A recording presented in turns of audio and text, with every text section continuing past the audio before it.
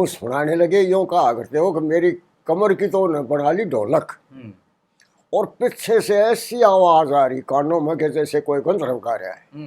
वो लक्ष्मी चंद यूं कहने लगे, भाई दूध मेरे कर्म में नहीं लिखा। मेरे कर्म में तो शराब है, शराब हो तो ले आप पी लूंगा। बोले अरे जो पाइया नाज खाओगा बेटी तो गाओगा की। एक स्वाद ले लो, गाड़ का ले लो, चाहे खाड़ का ले लो। ने बोला भाई देख लिया, सरस्वती बैठी है मुड्ढे पे, आते उसमें प्रवेश कर जाएगी और लक्ष्मी अकेले रह से। या माया है। या माया है। लक्ष्मी चंद का दायरा बड़ा था, सांग का बड़ा दायरा था उनका, इनका एक भजनी का दायरा था। सांग की और भजन मंडली में फर्क तो है, बहुत फर्क है। राग रागनी संगम देख रहे सभी दर्शकों, सभी गुणीजनों को मेरी प्यार भरी राम राम, सत श्री अकाल। आशान्वित है कि आप सब अपने अपने घरों में स्वस्थ एवं सुरक्षित होंगे। पंडित श्री लक्ष्मीचंद जी के समस्मरण कवि शिरोमणि स्वर्गीय श्री जगदीश चंद्र वत्स जी के श्रीमुख से आज आपके समक्ष प्रस्तुत करेंगे उनके चेले गांव भुटाना पंडित गीताराम जी भारद्वाज। बाबूजी प्रणाम। प्रणाम। आयुष्मान। ठीक ठाक हो बाबूजी? हाँ ठीक ठाक और मंगल। जैसा कि अभी बोलिया जी, पंडित लक्ष्मीचंद जी के समस्मरण शाम को जो हमारी चर्चा हो रही थी, आपके गुरुजी पंडित जगदीश चंद्र वत्स, उन्होंने पंडित लक्ष्मीचंद जी से जब भेंट हुई तो क्या तो पहली बार देखा और क्या क्या आपने सुना है, वो आज यहाँ पर डालो जी बात। अच्छा,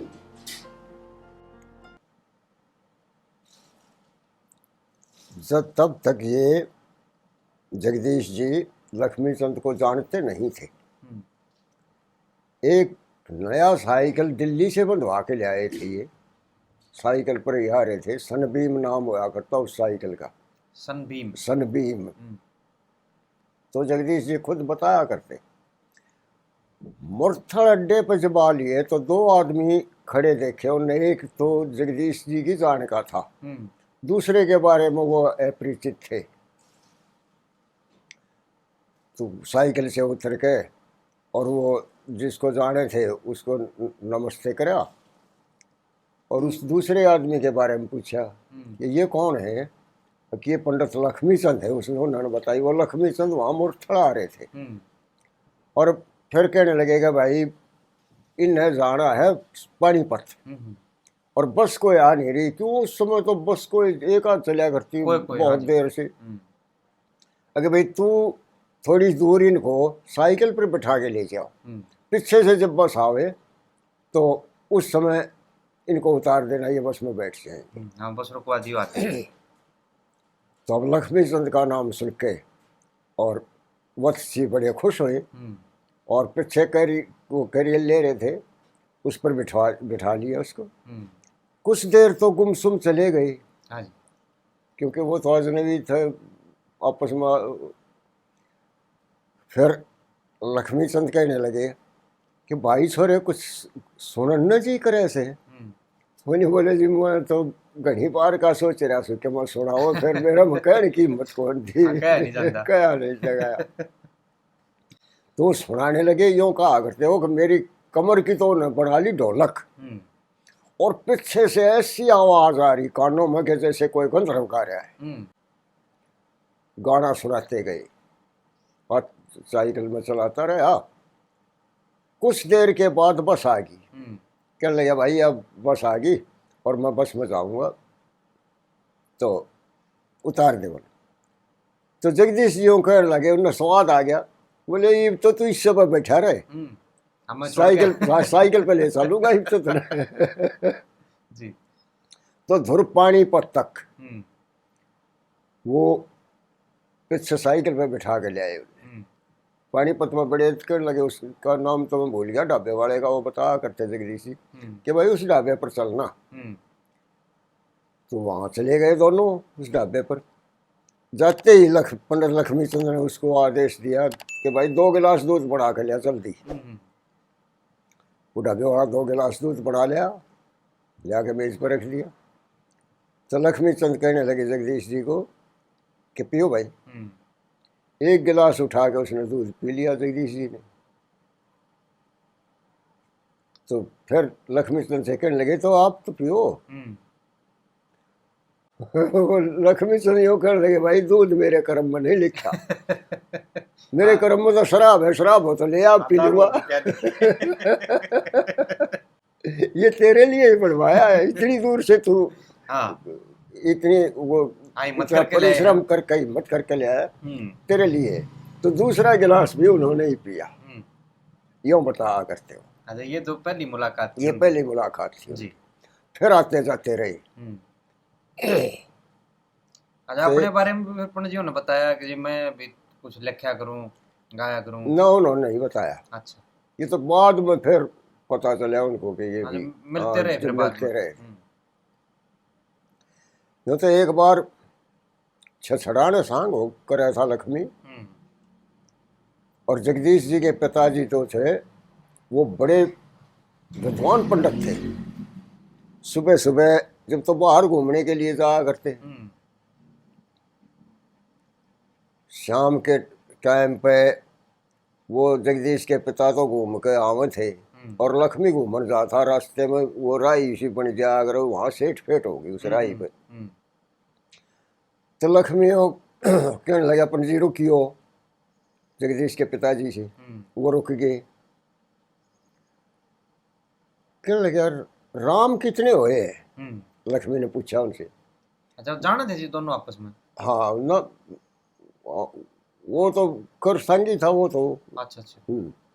संगी को तो लगभग आदमी वैसे भी जान जाते हैं, लेकिन सांग नहीं देखा उन्हें इतना कोई खास। अच्छा। हाँ, तो वो कहने लगे भाई राम तो जो रोम रोम में रमण करता है वही है, राम तो एक ही होता है, एक ही है।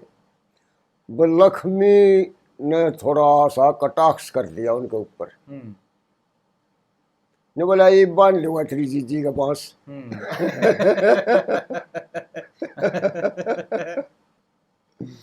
तो वो चला गया। फिर लक्ष्मी को एहसास होया कि तू तो गलत बोल गया। अगले दिन उसी टाइम उनकी फिर वही वो घूमने आने जाने का वो था वहीं। फिर मुलाकात हुई। तो दूर से देख लिया इनके पिताजी ने कि यहाँ दुष्ट आ गया आगे से। एक तरफ वो दूर से टलने लगे, वो भाग कर उनके पैर पकड़ लिए लक्ष्मी ने। ने बोला पंडित जी जिसे आपने जगदीश साहेब में माफ करो मैंने। वैसे इतना भी था वो। और फिर कहीं को आड़ में आ गए लक्ष्मी चंद। तो जगदीश जी और उसके चाचा जी दोनों मिलन चले गए। चौपाड़ में पहले वो हो जाओ जिन्हें सर्जरी कहा करते या 12 दड़ी भी कह देते थे। वहाँ एक मूंज की खाट पर अकेला लक्ष्मी, नीचे पार्टी वाले, नीचे रसोइया ने रोटी बना के एक बिना चोपड़ा मांडा फुल्का एक मामूली सा नाना सा वो एक थाली में रखकर वो पहुंचा दिया। लेके थाली और जगदीश और वो बैठे थे। भाई रोटी खा लो तुम भी। अगर नाम तो खा का आए। अच्छा भाई जगदीश, एक आड़ा सा था उसमें दीवार में, उसमें बोतल धर रहा था लक्ष्मी। लेकिन फिर उसके याद आ गई को हो ये परिवार तो शराब के दौरे भी नहीं। ने बोला भाई रहते मैं लूँगा। उठ के वो शराब की बोतल उतारी और खोल के उस फुल्के के 4 भाग बनाए, थाली में डाल रख के और ऊपर शराब डाल दी। 2 एक में 5-4 बहनी हथा घर फट गए और वो तो खा ली, फुल्का तो खा लिया, खा के शराब थाली मुँह लगा कर पी गया।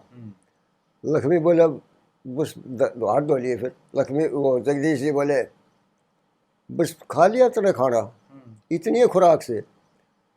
बोले अरे जो पाइया नाज खाओगा बेटी तो गाओगा कि एक स्वाद ले लो, गाड़ का ले लो, चाहे खाड़ का ले लो।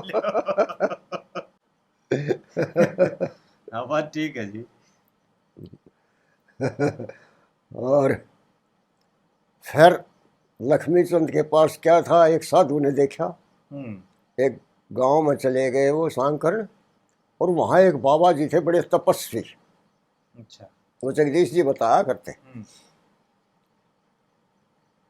तो सांग जब शुरू होया, वो ढोलक ढालक बजने लगी, लक्ष्मी आ नहीं था तब तक, तो वो गांव वाले उस बाबा से कहने लगे, बाबा जी चलो आप सांग देखो। नाट गया वो, अगर नहीं मैं नहीं चलता सांग, मैं देखता नहीं। जबरदस्ती ले गई उसको।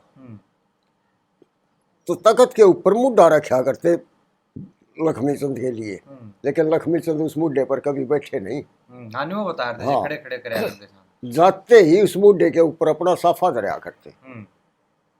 अब पहुंच वाला बाबा था, वो चला गया। जाते ही उसने देखा, देखते ही उल्टा हो गया। जो उस आदमी उसके साथ थे बाबा जी के, वो कहने लगे, बाबा जी आप चल दिए, सांग तो देखा नहीं, लक्ष्मीचंद जब तक आया नहीं था। ने बोला भाई देख लिया, सरस्वती बैठी है मुड्ढे पे, आते उसमें प्रवेश कर जाएगी और लक्ष्मी अकेले रह से। हाँ या माया है। हाँ यह माया है। ठीक बात।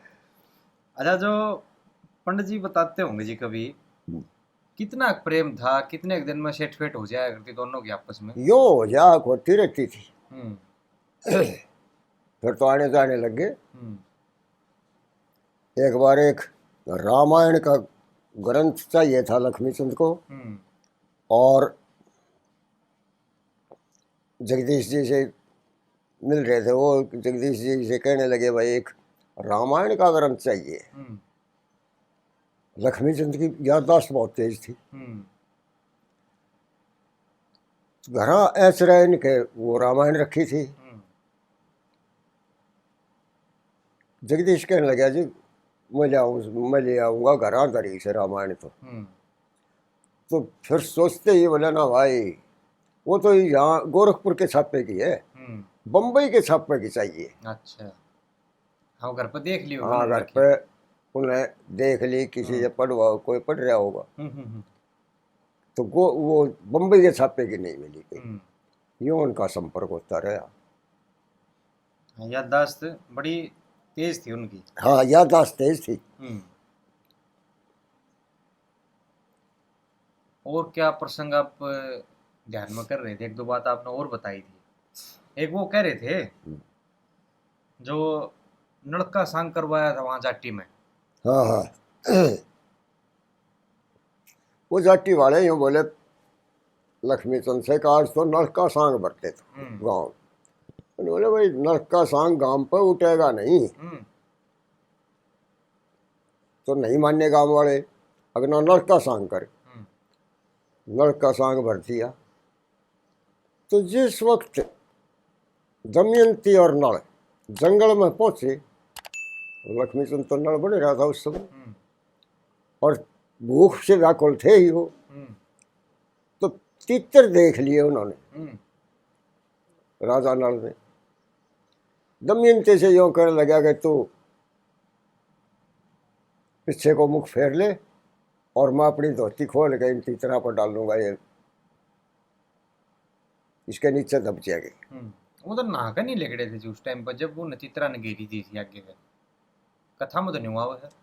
वो जैसे ही बना रखी है इन्होंने, मतलब हाँ वैसी वही बात होगी। हाँ जंगल मैंने बताऊं उस टाइम पर अकेले ही थे वो। तो दमयंती ने पीछे को मुख फेर लिया, पब्लिक बैठी, सांग होने लग गया। उसका भाई कंगन और था लक्ष्मी का, वो भी वहीं बैठा। लक्ष्मी ने तकत के ऊपर यों की धोती खोल कर तीतरा भगा कर मुंडा ढे पड़ा उड़े। अच्छा। और कंगन ने बोला, अरे बेटी चौथ के करे तने, शर्म भी नहीं आई कुछ, इतनी पब्लिक बैठी तू धोती खोल के पड़े ढे पड़ा नहीं। ने बोला, अरे शर्माऊं किससे, जंगल बियाबान से, कह तो दमयंती साढ़े कह मैं सू, कोई और सही नहीं, और कोई मैंने दिखाई नहीं दे रहा। ठीक बात है। हाँ तो ये प्रसंग था वो। नहीं वैसे मार्के के कवि हो लिए, कवि से ऊपर गायक हो। गायकी इनकी कवि से भी ऊपर थी। हर सुर का, हर विधा का इनको ज्ञान था। हाँ जी, ये उसका भी आप बता रहे थे, यूपी की जो बात थी वह। हाँ, यूपी में एक नत्था सिंह भजनी होया करता, जुबैर तबील गाया करता। तो ये उस नत्था सिंह के गोहांड में जा रहा था लक्ष्मी, और अपने सारंगी वाले से यूं कहने लगा, भाई यूं देख का लक्ष्मी कवि भी है या गायक भी है, कवि है, गायक है या कवि है। तो उसका सारंगी वाला आन के तकत पे वो साज बाज रहा था, लक्ष्मी चंद आया नहीं था जब तक। धूड़ा सारंगिया था लक्ष्मी का, वो धूड़े के पास बैठ गया आन के, कहने लगा कैसा है तुम्हारा महाशय जी। धूड़ा बोले ये बात जगह देख लिए किसा से, अगर नहीं वैसे पूछ रहा हूँ अच्छा है, अगर अच्छा है फिर तो सारंगी मुझे देना, अगर दे दूंगा। लक्ष्मी तकत पे चढ़ा और उससे वक्त उसने सारंगी ले ली धूड़े पे, और मामूली से एक खुट्टी ढीली कर गया एक तार की। और लक्ष्मी का काम था आते ही पहले सारे साज में के नजर निकाला करते हो। आए तकत पे साज बजा दिया, हर ढोलक में, नगारे में, इसमें क्या खड़ताल में, हारमोनियम में, और उसमें सारंगी में, हर जगह नजर मारी उसने, कानों से सुना। फिर कहने लगे धूड़े सारंगी तू क्यों नहीं ले रहा। धूड़ा कहने लगा वाह राजा, ये तो मान्या है बसंतरी है यूपी का। अगर अच्छा दे सुर। उसने सुर दिया और उससे खूंटी पर हाथ मारा लक्ष्मी चंद ने, ओ सुर इसने कश। वो सारंगिया तो जो का नहीं पकड़ा है, उसने धूड़े ने वो सारंगी और उलट पाए हो लिया। नत्था सिंह दौरा पहुंचा, अपनी सारंगी साथ ले गया। फिर वो करते तो नत्था सिंह बोले भाई आ गया, कहा आ गया। हाँ के लिया, के पता के लिया भाई किसा गायक की साख से। नत्था सिंह बोला पहले तू सुना बने। पहले सुना के दिखाओ, सुना के दिखाओ। और नत्था सिंह भी घर से मामूली सी वो खुट्टी ढीली कर गया तार की, सुना बजा सारंगी। वो सारंगी बजाने लग गया और नत्था सिंह गाने लग गया। जब उसका गाना पूरा हो लिया, जब नत्था सिंह ने बोला भाई ये बता किसा है, ने बोला तू तो उसका पास सिंह भी कौन है। अब भी नहीं लग गया जब तार ढीला है ना ढीला है। वो तो इतना परख है, परख वाला है साज का। सारे साज में सारे साज में उनको हर चीज का पता था साज का। एक वो बम्बई का बता रहे थे जी आप प्रसंग। हाँ वो सुरैया, सुरैया के कानों में गई। से बताओ। एक KL सहगल होया करते सिनेमा में। जम्मू के थे वो। हाँ ये तो पता नहीं मेरे को कहाँ गए थे। तो दिल्ली में कोई मनोरंजन को उसको पार्टी को वो करवा रहा था, कोई सहगल का यार था, और सहगल को भी उसने बुला रखा था। तो वहाँ स्टेज लगी हुई, नाचने गाने वाली बुला रखी, वो भी वहाँ बैठी स्टेज के ऊपर, और लक्ष्मी चंद भी चला गया।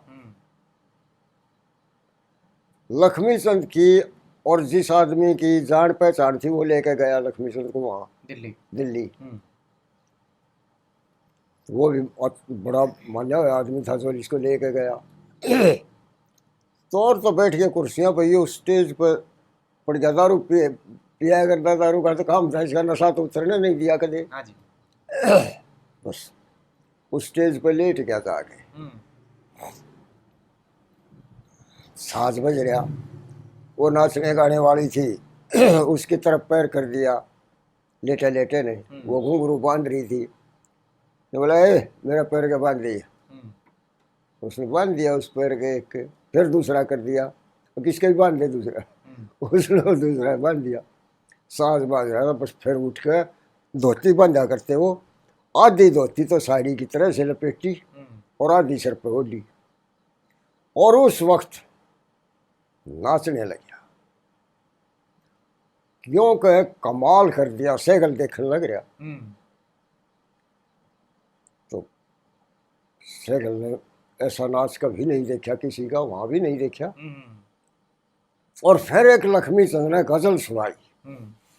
तो अपना जो छाप लगा हुआ है वो लक्ष्मी चंद आया, तो सैगल उस आदमी ने बोला जो लक्ष्मी को जान रहा था कि भाई लक्ष्मी चंद कौन है। ने बोला जी ये है तो सर लक्ष्मी चंद। हाँ, जिसने गाई है। हाँ अच्छा कमाल है ये तो, ये कविता भी इसकी और नाचना भी इसका इतना कमाल का, इतना गजब का। तो उसने जाकर के सुरैया को बताया फिर बम्बई कि जी हरियाणा में एक ऐसा गायक और कवि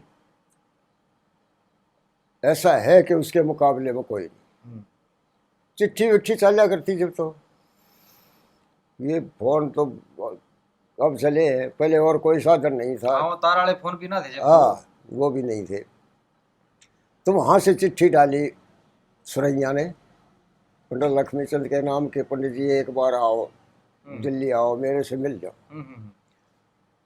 तो बाई चांस कभी टाइम सद गया, 2 महीने 6 महीने के बाद लक्ष्मी चंद वहाँ बम्बई चले गए, और फिर उस सुरैया से मिले जाके, अपना परिचय बताया। तो बड़ी सेवा करी उन्होंने। फिर वो कहने लगे कि पंडित जी कुछ सुनाओ। कि क्या सुनाओ, मेरा साजबाज तो है नहीं यहाँ। यूँ कहने लगे ये सारा साजबाज आपका है, सुनाओ। वो सारे साजिंदे बुला लिए और साज बजने लग गया। तो सारंग बोल के सुना है कि वो सारंग आया करता सैकड़ों तारों का। वो सारंगी वाला वो बजाने लग रहा। वो कहने लगे सुनाओ पंडित जी। अब लक्ष्मी चंद स्वर भरे, घनी बार तक सुर भरे और रुक गया। 4-5 बार सुर भरया और रुक गया। सुरैया कहने लगी पंडित जी क्या बात, सुर भरते हो आगे कुछ नहीं कहते, गाते नहीं। ने बोला के गाऊं सारंग का ठर मतार में गांठ ठहरी से। ये सुनते हैरान रहेगी वो सुरैया। कल सारंगी वाले से कहने लगी क्यों भाई गांठ आ रही है। हाँ जी एक दिन टूट गया था तार, बन गांठ दे दी उसमें। ने बोली पंडित जी मैं रोज गाती हूँ, इस पर मेरे को पता नहीं लगा और आपने आते ही बता दिया। बस सुन लिया गाना आप मेरे से भी ऊपर है। पता चल गया। हाँ तो साज में बहुत माहिर थे वो, परखने में ज्ञाता थे साज के।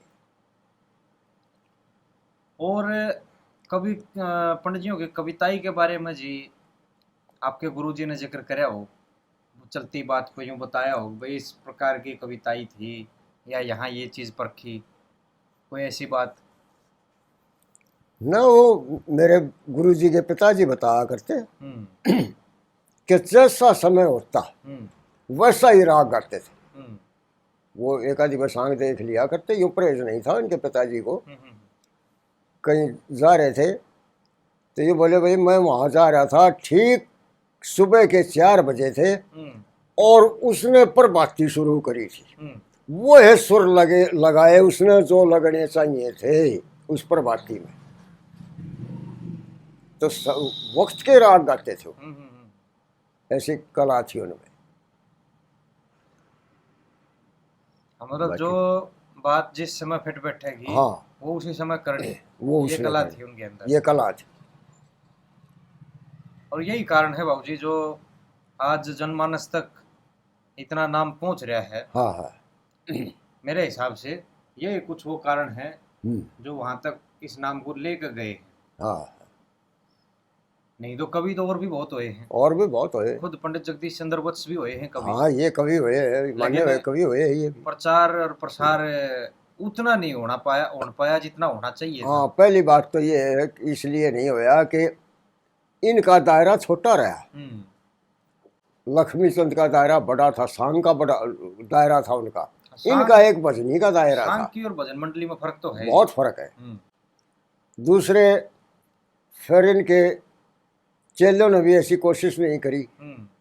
वत्स जी के चेलों ने 2-3 थे वो बेचारे पहले परमात्मा को प्यारे हुए। एक तो हरिचंद थे मटेने के, बड़ी पाठदार आवाज़ थी, चाहे 5,000 आदमी बैठे हों, बगैर माइक के, बगैर वैसे यूं की आवाज़ पहुंचा करती उसकी। एक भीम सिंह थे लजवाने के, बड़ी मीठी आवाज़ थी। और फिर दूध लागे धर्मपाल, चौधरी धर्मपाल है, वो सांग करते हैं अब भी। अच्छा, वो आज सांगी है। सांगी है। अच्छा, वो ये किससे कौन से भरे आगरे जी, पंडित जी के भरे हैं? हाँ, पंडित जी के। अच्छा, आपने देखा कुआं सांग उनका? ना, मैंने नहीं देखा, क्योंकि दूधला काफी दूर है मेरा कहीं वहां जाने का। ये यमुनानगर में है जी? ये शायद करनाल में है। करनाल में? कुरुक्षेत्र में या करनाल में। अच्छा अच्छा अच्छा, तो ठीक है। आपकी यादगारी में आपके अलावा पंडित जियों के और कितने चेले हैं जो आज जीवित हैं जी? जीवितों का नहीं पता जी, वैसे तो मेरे ख्याल में 360 का अगर है ना। हाँ। तो 360 से भी ज्यादा है। जीवित मेरे ख्याल में 5 से 7 मिलेंगे उस वक्त के। हाँ, मतलब जो रोज एक आदमी का नाम लेने लग गया तो पूरा साल निकट जाएगा। हाँ, पूरा साल निकट जाएगा। इतने चेले। तो बाबू जी जहाँ भी गए, ये है इधर है बड़ी। बड़ी में था मौजी पाड़ी कहा करते थे। बड़ी ब्राह्मणा नहीं थी, बड़ी चमराड़ा? ना, बड़ी समराड़ा। अच्छा। वहाँ एक मौजी चौधरी था, जाट, पाड़ी जाया करता, वो उनका चेला था। और वहाँ कहीं पानी की दिक्कत थी पाड़िया में। उन सारे पाड़िया में 5-7 पाड़ी थे, तो सोचा कि भाई एक कुएं बनवा जाओ। पंडित जगदीश ने बुला के चंदा करवा लिया। तो बुला लिए जगदीश जी। चंदा खूब कराया उनने, कुएं बन गई। वो पैसे देने लगे तो जगदीश जी नाट गए, बोले भाई जो मेरे को पैसे दे रहे हो वो उस कुएं में लगा दो, बनवाने में लगा दो, मैंने नहीं चाहिए पैसा। इतने ये वैसे भी ठीक थे, यो अड़के कहीं बड़े नहीं है किसी के लिए कि इतनी चाहिए मैंने। कै रुपये साई लिया करते जी वैसे? उस समय में 250 रुपए की साई भरी है, जब दूसरे संगी 100 में 50 में जाया करते। अच्छा। दूसरे वजनी उस वक्त इन्हें 250 की साई। आगे से आगे 2-2 महीने घर नहीं बढ़िया करते ये, ऊपर के ऊपर साया में लेकर लिया तो फिर। हाँ, साया में ऊपर से ऊपर साई आती रहती और चलते रहते। फिर बाबूजी एक काम कर लो ना। क्या? ये जो पंडित जियों के चेले आप बता रहे हो, इन्हें एक दिन किसी ठिकाने पर इकट्ठे कर लो, चाहे दाड़ बुला लो। अच्छा। और चाहे फिर वह कितने और कह दूँ तो चाल पड़े। चलो, ऐसी कोशिश मैं करूँगा। 2-4 जो जितने भी बच रहे होंगे उनके नाम तो खैर इसमें दे रखे हैं, ज्ञान सागर में जितने चेले हैं उनके। बाकी उनके फ़ोन नंबर कहीं कहीं से लेके और उनके पास फ़ोन करके फिर वो करने, भाई वहाँ इकट्ठा होना है, यहाँ होना है। यहाँ में खुश होंगे तो मैं भी बड़ा खुश हूँगा, अगर यहाँ सारे के सारे आते होंगे तो। और जगह कोई ढूंढते होंगे तो और जगह चले जाएंगे। या जिम्मेदारी आप ले लो और मेरी फिर जैसे ड्यूटी लगाओगे मैं हाजिर हूँ जी। ठीक है जी, ठीक है, ठीक। और जैसा कि कल कह रहे थे, एक वो फिल्म टाइप से जैसे डॉक्यूमेंट्री बना कर जी, वो वैसा कुछ करने की इच्छा है।